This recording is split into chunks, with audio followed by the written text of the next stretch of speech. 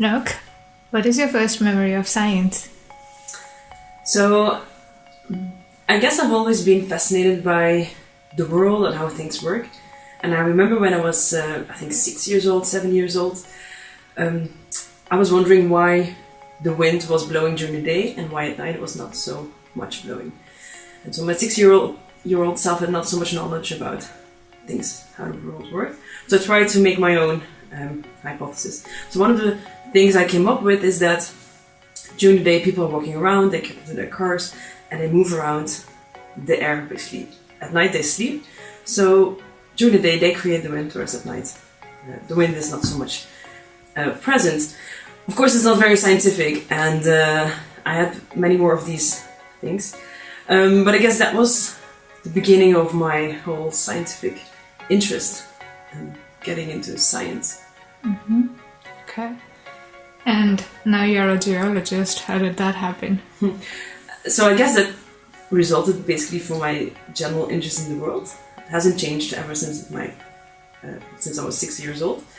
And besides just my interest in understanding how the world works, I will also love traveling. And so I think geology is the perfect combination between traveling and science. It's all very applied maths, physics, chemistry, and biology. And because I couldn't really choose between any of the three, I thought that geology is a great way to combine all these three. And then together with traveling, it makes, for me at least, the perfect niche within science. Mm-hmm. Okay. And what advice would you give your 12-year-old self?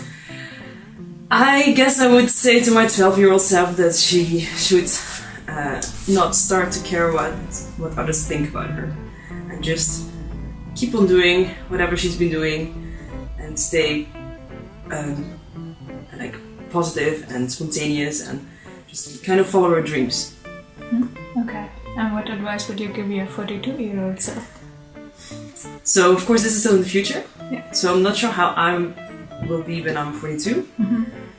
But I guess I would ask my 42-year-old self to not forget to live.